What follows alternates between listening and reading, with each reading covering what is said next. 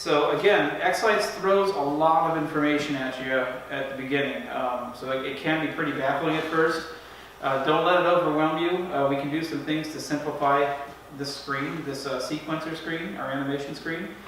So what we are going to do is start by creating a new animation before we describe what's on this interface.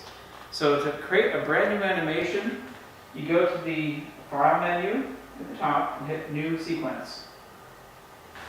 You're going to get this screen. You have two major kinds of animations you can make. Now, I'm using these words interchangeably. I say animation, and then I also say sequence. It's really the same kind of word. Okay, so it's the same function. So just sort of take those words and mix them together as the same word. So the first option here is musical sequence. This is if you're doing Christmas lights or any other thing. It could be Halloween, it could be concerts. You can actually import music into XLights and animate things to the music, to the drum beats, to the vocals, to the different tones the instruments are playing. XLights can actually pick out instruments and help you time your lights automatically to the beats of the music, so you don't have to manually do it yourself. So that's what this option's for here. But our display doesn't have a speaker, it doesn't have music, so we're not messing with that one. The green animation button is what we're doing. That's just animation basically without music. So we're going to click on that. Okay. Then you're going to get this screen with these numbers on it. If you're at a movie theater and you're watching a traditional movie, those animate at about 17 frames per second. So if you're ever go to a theater and you watch a movie, you'll notice that the movie isn't the silky smooth animation as your home TV would be. That's done on purpose. That's called frames per second. So in XLights, you can actually choose how smooth you want your animations to look. And so you have 40 frames per second, which is super, super smooth, or 20 frames per second. I would highly recommend you stick with 20, because if you do animations with 40 frames per second, that's double or quadrupling the data that needs to flow to animate these pixels, to make them animate smoothly. The Raspberry Pi is inside of this. The Raspberry Pi Zero is not a very fast processor. So if you try to feed it 40 frames per second animations, it will probably look choppy and not work well. So always stick to the 20 frames per second. It'll work just fine. It's actually better than movie theater quality right there. So if I click on that, and then it says select a view, you don't have to mess with any of this stuff. So don't worry too much about that. But what is kind of important to know is how long you want your animations to run. It's good to know this ahead of time.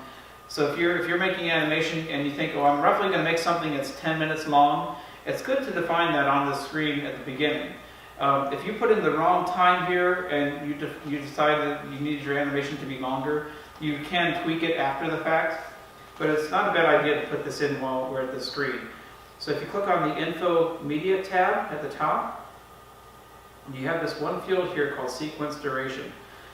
So new animations default to 30 seconds, and just for fun, we're just going to make it 60. Okay, like that. And then at this point, we don't have to mess with any of these other options. Just hit Done in the lower right corner. All right.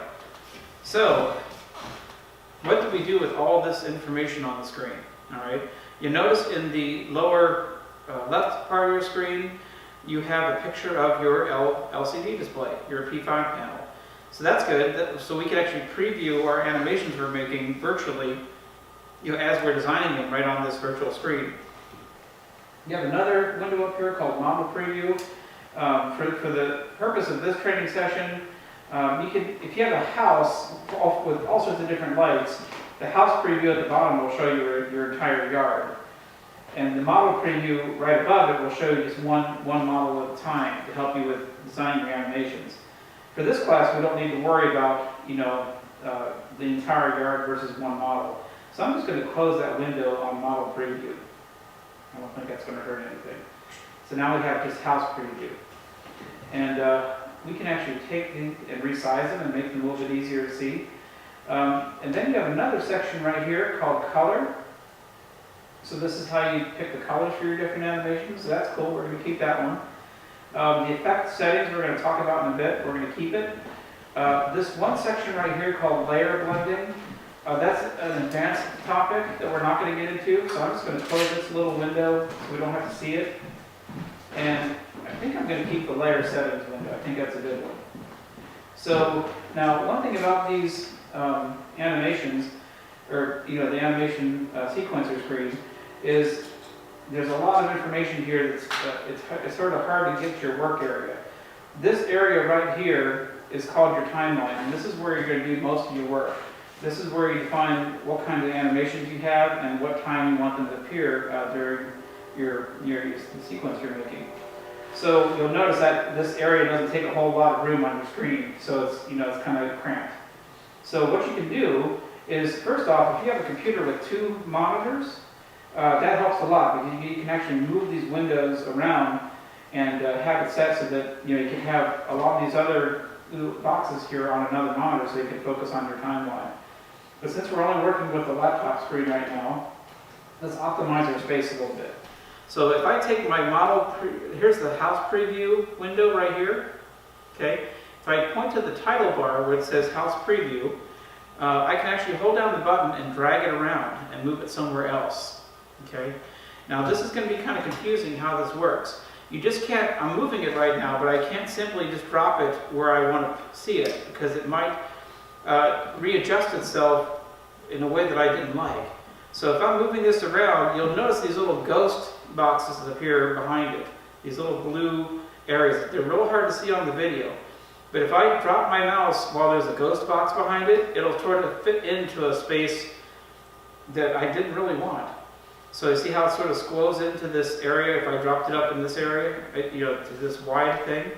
I can pick it up and try to move it again. Suppose I put it here. I want it to appear right there, but I see that this blue-gray ghost box behind it. That's where it's ultimately going to put it, and that's not what I wanted. So, or maybe it is. But here's a trick. If you're moving around a window and you want to drop it in an exact spot, exactly the way you have it, hold down the control key on the keyboard as you're moving it around. And when you let go, keep the control key held down, let go of the mouse button first, and then let go of control. And then it actually goes exactly where I told it to go. So again, if I pick it up, hold down the control key, and suppose I want it exactly right here, keep the control key held down, let go of the mouse first, then let go of control. And then it'll stay there, which is, kind of handy. For now, I'm going to put the house preview in the upper, not quite there. I'd rather have it probably here. And you can arrange these however you want. You don't have to do exactly what I'm doing. I think the layer settings and the color can go up here, but now I have more room for my timeline, and that's really important. Now, let's talk about the timeline a little bit.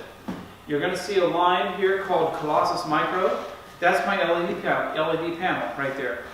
So that's the model or the lights that I'm going to animate.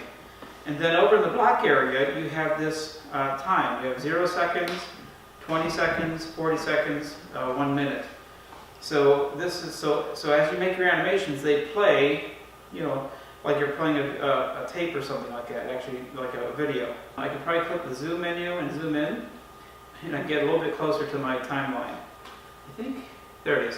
If I hold down the control key on the keyboard and then roll my mouse wheel, I can get closer to the timeline or further away from the timeline. So if I need to see more detail, I can. So that's how you do that. So basically what we do is we take animations and we drop them onto the timeline. So we can have it do, like this is from 0 seconds to 10 seconds. I could drop an animation in this spot, and then from 10 seconds to 20 seconds switch to a different animation, that kind of thing.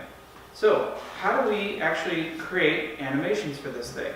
In XLights, the entire animation set is called an animation, or really it's called a sequence. But individual animations are called effects within that one big sequence. So if you look at your toolbar at the top here, you have all these little tiny little colorful pictures up here. And they're real tiny to see. So I'm going to see if there's a way that I can make them a little bit bigger. Here it's preferences. So under the file menu, preferences. And I'll bet you somewhere in here we can make those icons a little bit larger. So I'm going to click on the View tab, Tool Icon Size. So instead of small icons, I'm going to hit medium. See if that makes it a little bit easier to see these. Yeah, see how these animation buttons are a little larger now? This is a preference, depends on your monitor. So there's a lot of different animation styles here, and they do some pretty crazy things. We're going to talk about some of them, but obviously we can't get them all because they're just pretty deep what they do. But for now, let's just do a very basic animation. The most popular one that people use, probably overly used, is called butterfly. So if you look at your animations bar, and here's one of them, here's another one, 2, 3, here's the fourth one. See, it looks like a little red X. I want to use that animation for my panel. So here's how you use it. You point to it, you hold down the mouse button and drag it with the mouse to the Colossus. In my case, I called my panel Colossus Micro. I'm dragging it to this line down here, somewhere near the beginning, and I let go. Okay, so a couple things happen. I see a little purple blob here, and I also see a preview of that animation over in the house preview screen. Okay, it looks like it's kind of jumpy. That's because my animation by default is only running for about a second. See, it's a very tiny thing here. And I want this animation to run more than just 1 second. So if you look closely at that little blob, I'm going to take my control key and roll the mouse wheel in so I can zoom closer to my timeline. So again, here's 0 seconds, 1 second, 2 seconds. So by default, the animation is about a second long. So I want to make this maybe a 5-second animation. You know, I want to stretch it out to about this mark on my timeline. So pretty easy to do. Your animation has 2 handles on it, left handle, right handle. So if I point to here, the left handle, and my mouse turns to a double-headed arrow, I can hold down the mouse button and stretch it to the beginning of my sequence or animation. Likewise, if I point to the right handle, I can hold down the button and stretch it to run to about, in this case, yeah, we'll do 5 seconds. There. So now my animation will run from 0 seconds to 5 seconds. Makes sense? And then over here is what it looks like in the preview window. So let's make a few more animations just for the fun of it. I'm going to zoom out of my timeline so I can see my whole minute that I defined.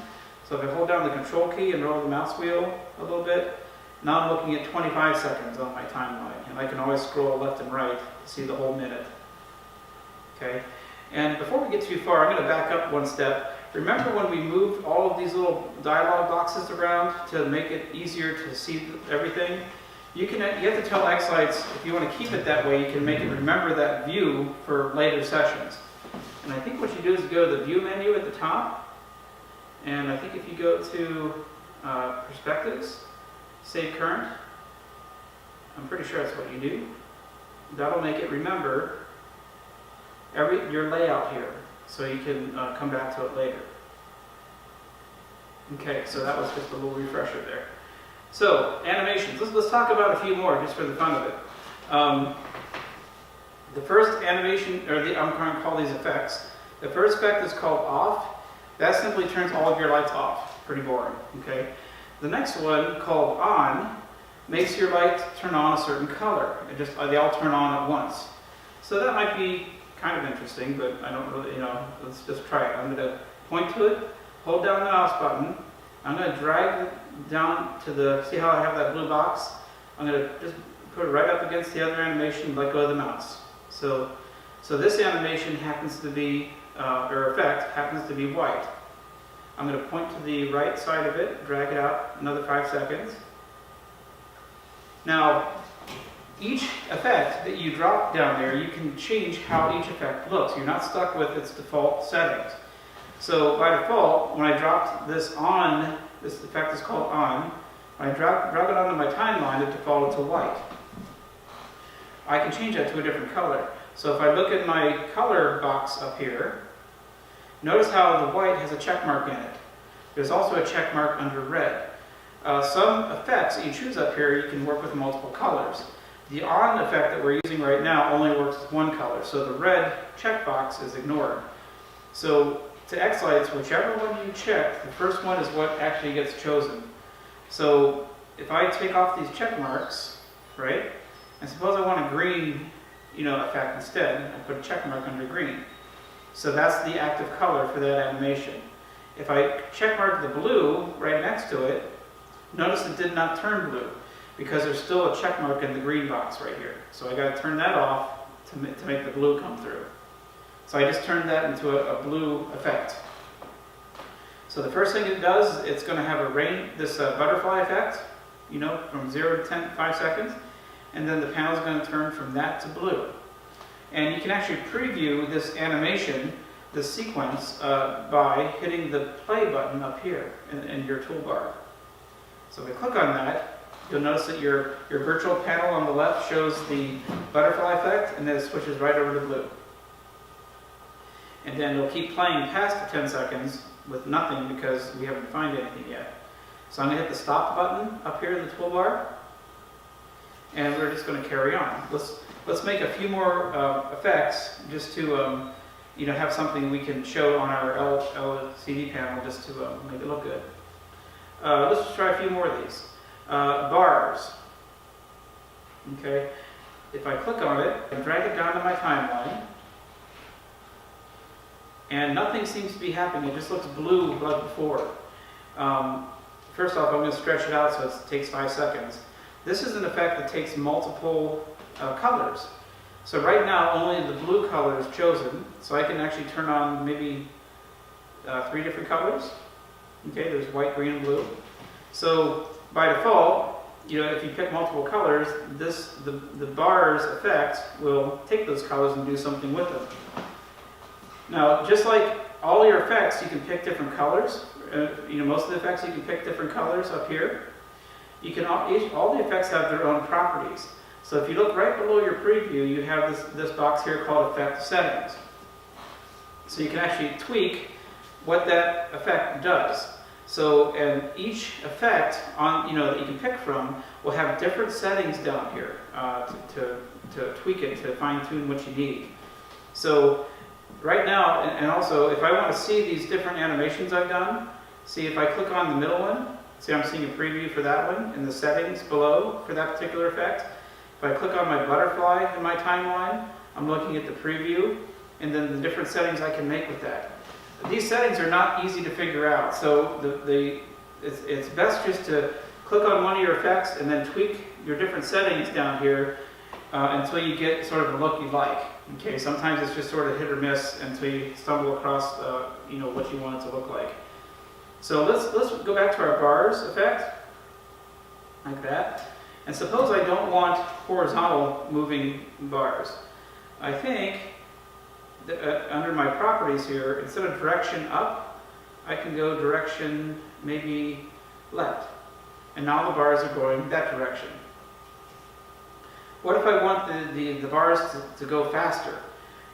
To XLights, the speed of an animation or an effect is called cycles.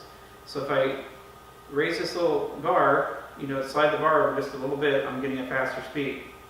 Okay, there's a lot of different effects in here. 3D will actually give a 3D effect. Let me slow it down a little bit, pull down the cycles just a little bit. So there's, again, trial and error is a gradient. It doesn't really do much. But each effect, you can change its properties down here. Okay, so that's that. So let's make maybe a couple more animations or add a couple more effects to this timeline that we can put on our display. I'm going to go back up to my toolbar. Some of these don't really apply too much. Circles is kind of boring. Let's try something more interesting like this one here called Fire. It's right below the play button. I'm going to pick it up, drag it down to my timeline, right next to the end of my other animation, and then drag the right handle so it takes more time to run. So that's interesting. It looks like flames. Okay. You can do other things down below. The hue shift is the color of the flames. If you want green instead of red or blue, you can change the height of the flames. This kind of thing. That kind of thing, just like that. All right. And I think for one more effect we're going to do, and then we'll stop for, we'll call this a sequence, is there's one here that will do text. And we'll put letters and words in here. Now if you look at my toolbar up here, you notice I have all these different effects, but I don't see my text one. Okay, it looks like a letter A or something like that. That's because I chose to make these icons show larger than the default. So there's actually more effects that's at the end of this line that I can't see. So what I'm going to do for now is go up to my File Preferences again, the View tab right here, change my tool icon size back to small. There's other ways to do this, but this is just a quick and easy way. And now I'm going to see my effects a lot smaller, but I can see them all. And you'll see near the end of that toolbar, right below that green Christmas tree is called text. See that right there? So it's another effect, so I'm just going to take it, drag it onto my timeline, and put it right next to this one right here. I'm going to drag it out to about another 5 seconds.